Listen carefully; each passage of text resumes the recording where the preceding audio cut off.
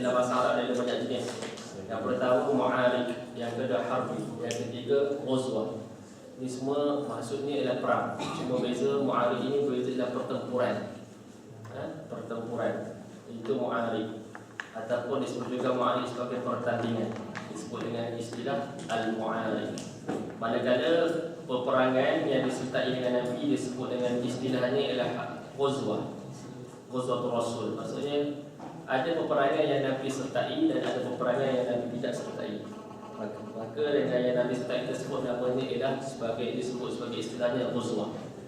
Ada pula satu lagi peperangan, jenis peperangan yang mana Nabi tak sertai dan disebut sebagai peperangan kecil, iaitu disebut sebagai sariyah. Jadi ada dua. Bila kita dengar ghazwah, maknanya kita kena faham ghazwah itu peperangan yang mana disertai oleh Nabi Muhammad SAW.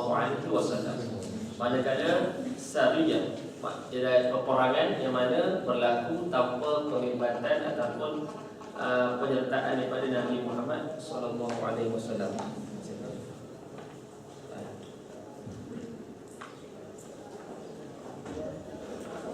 Okay, baik.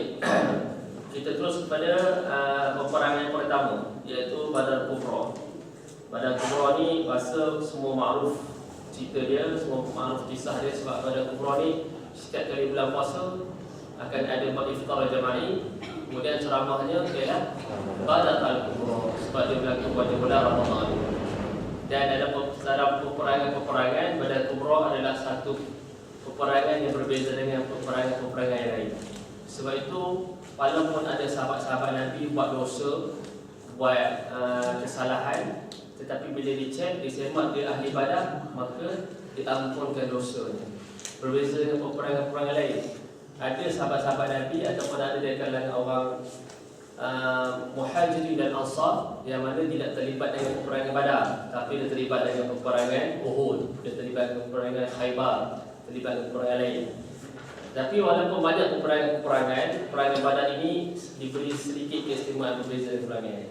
Sebab apa? Sebab peperangan Badar ataupun perang Badar ini adalah perang, bukan perang hanya melawan daripada sudut senjata, tapi ialah peperangan yang membetulkan akidah, peperangan yang membetulkan keyakinan manusia kepada Allah Subhanahu wa taala. Okey, baik. Tengok. Ia berlaku pada 17 Ramadan tahun kedua Hijrah. Ia bermula apabila Nabi Muhammad SAW mempelawa para sahabat bagi untuk mendekat kafilah dagang Quraisy yang pulang dari Syam ke Mekah. Misi asal sekatan itu bukannya untuk dengan tujuan peperangan. Walau bagaimanapun kafilah yang diketuai oleh Abu Sufyan tersebut telah terselamat daripada sekatan orang Islam. Namun Abu Sufyan sebelum itu telah mengutuskan utusan kepada Quraisy untuk keluar melindungi kafilahnya. Rentetan permintaan tersebut Quraisy telah keluar dengan bilangan kira-kira 1,000 orang tentera. Dalam erti kata lain, dalam bahasa Arab disebut sebagai taftish. Maksudnya roblok. Maksudnya roblok, maksud apa ya? Roblok popular suatu dengan jalan, maksudnya taftish. Biasalah kalau kadang-kadang kita nak buat taftish, maksudnya buat semakan. Buat semakan, maksudnya kadang-kadang kita nak cek sebagainya. Jadi asalnya perang Badar ini adalah hanya untuk sekatan biasa, roblok biasa. Roblok ujung bulan, bukan awal bulan, ujung bulan. Gaji masuk 25 bulan, dia buat roblok 27. Macam itulah. Maksudnya roblok biasa. Pada asalnya itu sahaja tujuan Nabi Muhammad SAW. Tetapi telah disalahertikan oleh kafilah Abu Sufyan yang mengatakan Nabi ini ataupun para sahabat Nabi buat sekatan ini adalah untuk ada matlamat-matlamat lain, matlamat-matlamat untuk mengancam dan sebagainya. Maka Abu Sufyan terselamat daripada tafti tersebut, sekatan tersebut dari balik. Maka dia minta perlindungan ataupun dia minta bantuan backup. Minta backup supaya kafilah dia itu diselamatkan. Maka dia minta bantuan seramai 1,000 orang tentera. Inilah permulaan perang Badar. Perang Badar. Dan kalau kita baca siri-siri peperangan dalam Islam, tidak ada satu pun siri peperangan Islam yang bermula daripada orang Islam, bahkan bermula pada musuh. Tak ada tiba-tiba Nabi masyarakat bicara-bicara jom kita perang. Tak ada. Baca pada sirah akan ada satu peperangan yang mana dimulakan oleh Islam, maka menang juga oleh Islam. Tak ada. Semua peperangan bermula daripada orang kafir ataupun musuh Islam itu sendiri, ya. Baik.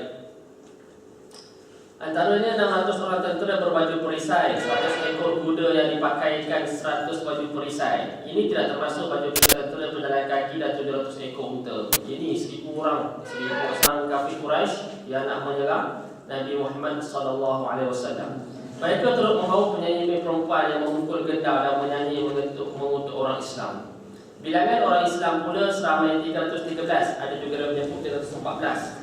Kebanyakan mereka daripada golongan Ansar. Mereka membawa 70 ekor unta dan 2 atau 3 ekor kuda sahaja.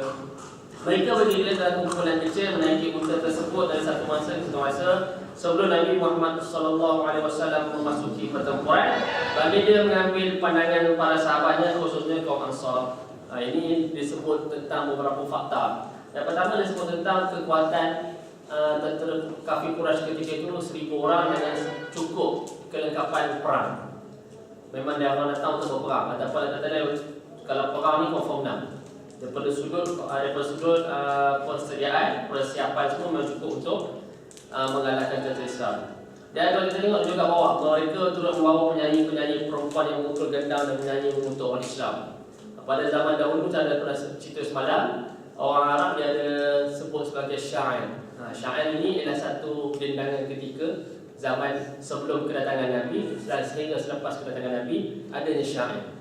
Antara kerosakan berlaku zaman jahiliah adalah syair-syair digantung di Kaabah.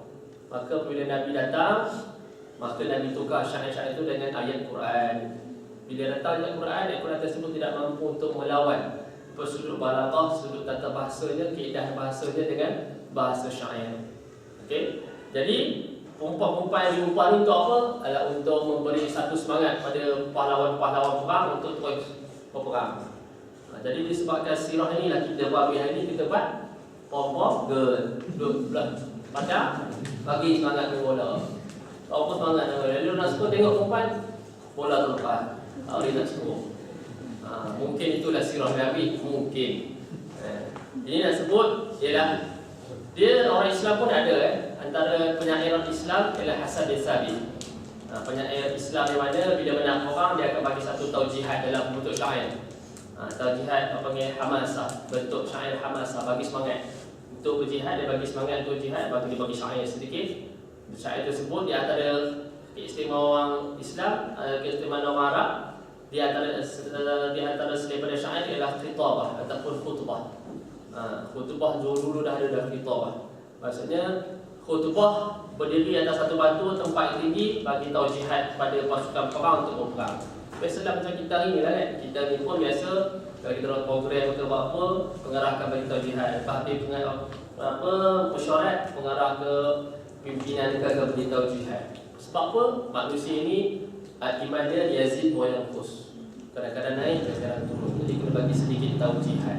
Bila taujihat tersebut, insya-Allah maupun taujihat tersebut memberi kekuatan untuk meneruskan agenda Islam, insya-Allah. Baik, baginda mengambil pandangan mereka untuk terlibat dalam peperangan. Kaum Muhajirin telah mencadangkan pada baginda untuk terlibat dalam peperangan itu. Mereka telah berucap dengan baik. Kemudian Ansar menyedari baginda mahu pandangan mereka. Nampak Nabi SAW sebagai seorang ketua, walaupun dia ada autoriti untuk memutuskan satu keputusan dan tindakan, tetapi sebagai seorang pimpinan, dia meraihkan pendapat ataupun orang berada di bawah dia, iaitu ahli. Maka dia tanya bukan setakat bertanya Muhajirin, dia tanya orang Ansar. Ini adalah salah satu sikap seorang pimpinan. Dia meraihkan pandangan ahli. Meraihkan pandangan ahli tidak semestinya wajib menerima, tetapi meraihkan maksudnya mendengar pandangan. Mendengar pandangan itu satu perkara yang cukup baik bagi seorang pimpinan. Sebab tu dulu ada seorang pimpinan pemerah, dia sediakan buku warna kecil dengan pen. Setiap kali ahli jumpa dia, ustaz saya cadang kalau boleh pemerah gini-gini, jajak saya tulis. Dia tulis, kita sorok-soroknya. Pandangan kita pimpinan tulis. Betul ke tulis, dia tak tahu tu masalah dia lah.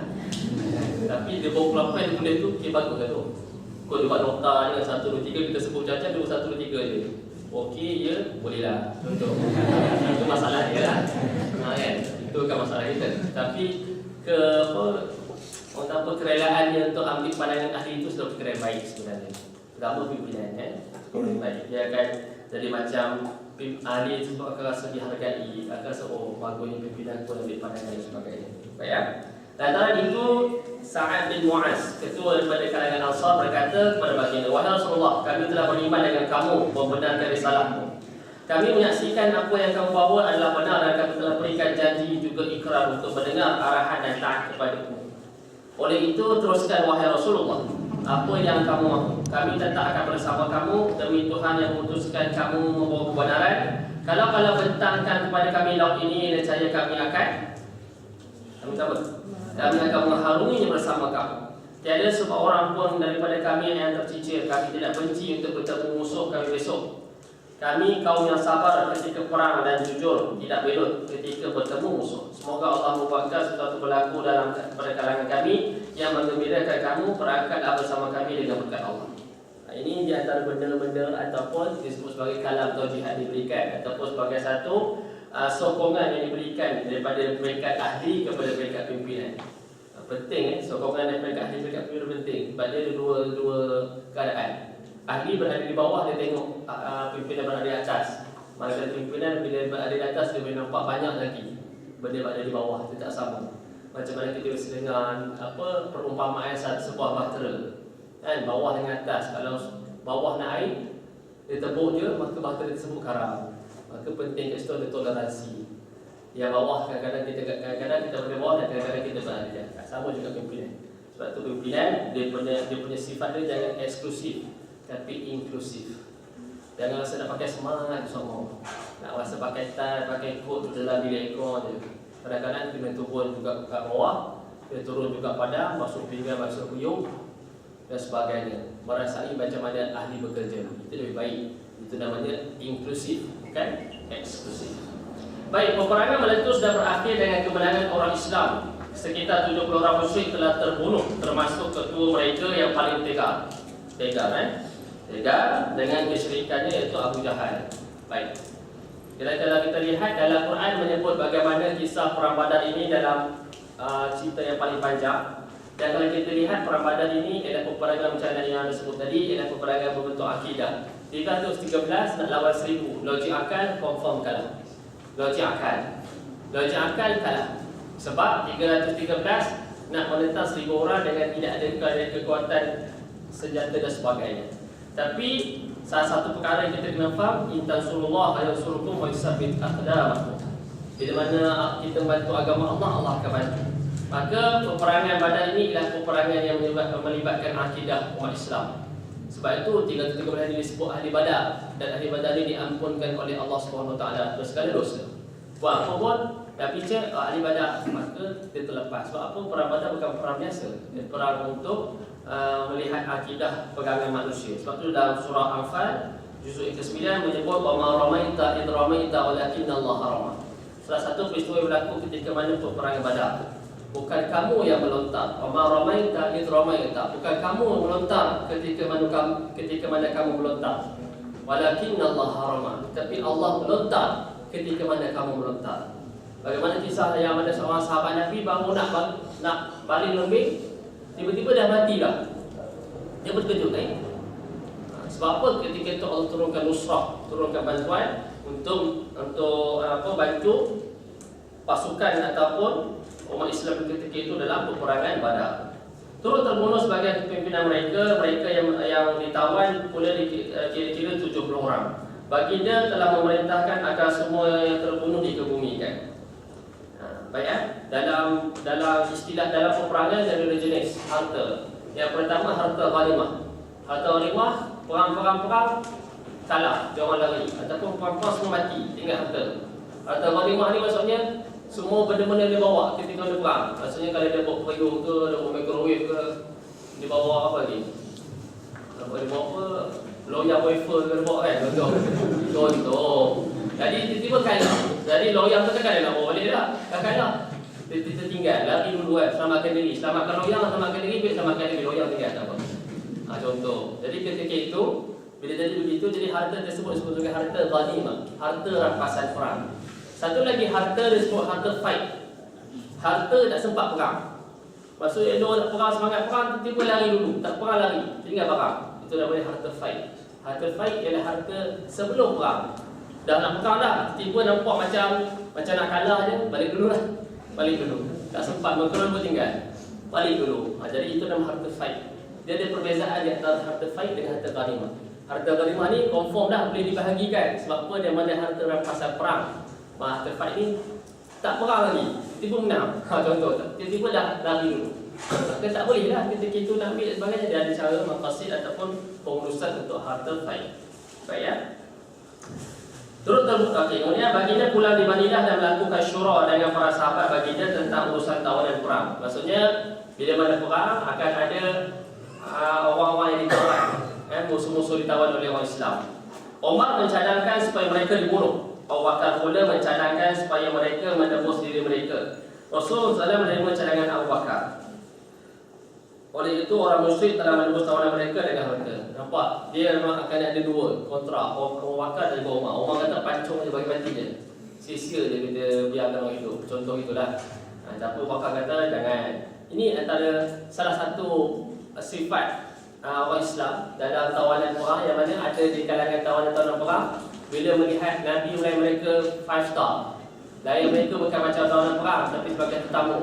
Last kali dia orang menerima ajaran Islam. Sebab apa? Dakwah Nabi. Sebab apa? Akhlak Nabi dengan tawanan perang.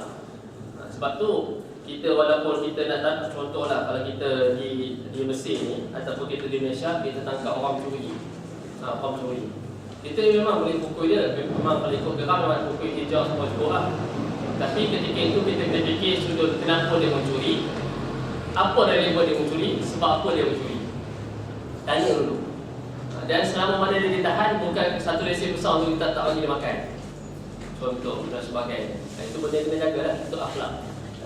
Kadang-kadang kita pengal sangat, orang mencuri, kita tangkap tu tak sempat nak apa, dia pun tak sempat ngucap lagi. Kita bubuh dulu. Siapa apa bagi? Rupanya saya nak terima duit. Dia tak kat dapur. Saya elok, curi duit. Baru pukul.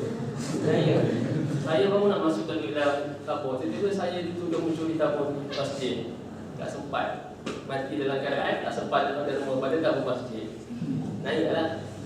Sebab tu penting Dalam Islam dia galakkan tabayun, iaitu siasat dahulu. Tabayun ni bukan benda yang dengan gosip tabayun, semua pegang dengan tabayun.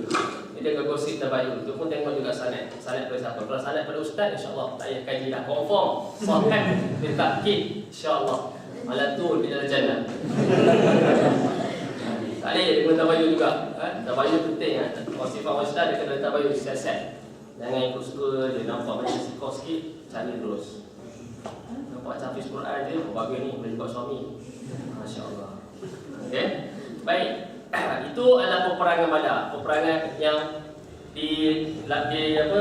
yang berlaku ketika mana bulan puasa ataupun bulan Ramadan. Sebab itu ada cara sebut pada awal tadi berbeza sedikit peperangan Badar dengan peperangan lain. Dalam keadaan lapar, puasa pula, pegang pula, tak cukup orang pula, senjata pun tak cukup. Jadi sebab itu ahli Badar, sebab ada orang bertanya dalam masa nombor 1 sini panggil apa? Saya bagi surah. Saya bagi apa? SC. Kita boleh tak cerita? SC. Okey. Kita cerita SC bagi kita lah. Okey. Anak nombor 1 surah. Anak surah tanya, Ustaz, kenapa pula orang sahabat kenapa pula sahabat Nabi yang mana, kenapa pula orang yang menyertai para Badar ni semua diampunkan Allah? Sedangkan ramai kisah sahabat dia yang ikut kat perang. Tapi berdosa dia dihukum, tapi orang ahli Badar tak ada hukum. Itu sebabnya begitulah. Yang pertama, sebab perang Badar ni bukan peperangan yang bertemu antara manusia dengan manusia, tapi bertemu di antara akidah manusia. Tengok sejauh mana manusia yakin pada Allah Subhanahu Wa Taala. Sama lah kita macam ni. Ini kalau kita contohlah, kita bangun tidur, buka bibir ada segeni. Apa dalam kepala kita? Aku nak makan apa ni? Ya Allah, matilah ni. Matilah tu. Itu kalau biasa. Akidah tu sebenarnya. Akidah. Tak dulu ini semana nak hidup ni. Astagfirullahalazim. Istighfar yang benar, taubat balik. Siapa yang ada perasaannya tu taubat balik. Nanya. Sebab duit bukan segala-galanya, tapi segalanya memerlukan duit. Tapi nak sebut kat sini, ada duit, ada orang cerita ada orang rezeki ni milik Allah SWT, bukan milik kita. Ada orang dia kerja tanam jagung, tapi dia tak dapat pun makan jagung yang dia tanam. Dia dapat makan apa?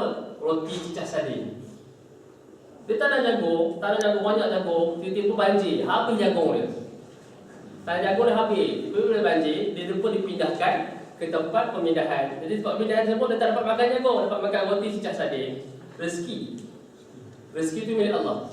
Walaupun dia tanam jagung, sepatutnya dia tanam jagung, dia pengusaha jagung, confirm dapat makan jagung. Sudah logik akal.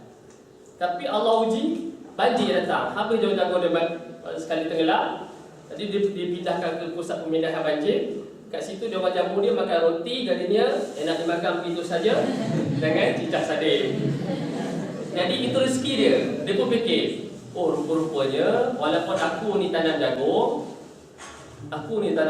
tak semestinya aku dapat makan jagung yang aku tanam. Sebab apa? Rezeki itu milik Allah. Sama juga yang saya sebut tadi. Segenih, dua genih itu makhluk. Allah akan datangkan kita kenyang tanpa duit pun. Allah datang makanya sama duit. Macam mana cerita pengalaman dah dah tahu kan. Masalah sekolah tahfiz tu, pernah satu ketika tak ada duit langsung. Memang tak ada duit.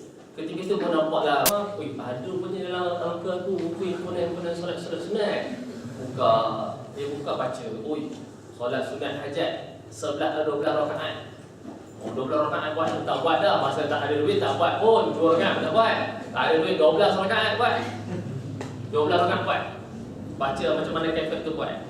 Tak kira Allah SWT lepas pada solat asar, kalau sekolah tahfiz biasa lepas asar ni dia ada sekolah pada puasa dia tak ada kelas. Lepas asar kan. Jadi dia ada. Jadi anak ni orang tak suka bersukan. Tak suka berat, suka ringan-ringan je. Main-main catur ke carom ke. Suka biasa-biasa. Keluar dia tak keluar tapi keluar banyak benda yang lebih penting dulu. Jadi kita bahajat tu habis solat asar ni cadang nak main kira pula. Cadang. Turun masjid, tiba datang makcik tu. Adik belajar berapa tahun dah? Saya baru 2 tahun belajar sini. Saya bang dia sebenarnya pakcik sebenarnya minat duduk tahfiz tapi pakcik tak ada anak dah. Anak cik semua dah besar-besar. Pak, ambillah duit ni pakcik bagi. Saya tengok 500. Subhanallah 500. Kaya dah tu. Kalau anak sekolah biasa confirm dia top up lah. Tapi sebab anak sekolah tahfiz tak ada pakai handphone, tak ada dah top up dia. Jadi dapat 500. Lepas tu nampak pagainya buku solat sunat ni kena simpan ni. Ketika itu baru anda faham. Apa dia? Kadang-kadang Allah datangkan orang lain untuk sampai ke rezeki kepada kita. Dan benda tu kita tak sangka-sangka. Baca bawah ni lah. Beramal dengan ayat 1000 dinar. Wah, syukur dah bagus dapat rezeki tak sangka. Lepas tu dia pun beli 1000 dinar tanpa kat diri. Tak baca pun. Dinding tu terus baca tu dia tak baca pun. Lepas tu bila tak ada duit, Allah macam mana ni aku dah beli dah 1000 dinar. Itu rezeki tak sangka tak dapat pun. Sebab bukan dia baca, dinding baca. Letak kat dinding. Tak mau orang lain datang baca. Itu benda yang kita salah sudut akidah kita. Berbalik baca dia tentang peperangan Badar tadi, iaitu peperangan Badar adalah peperangan yang melibatkan akidah umat Islam. Pegangan ketika itu.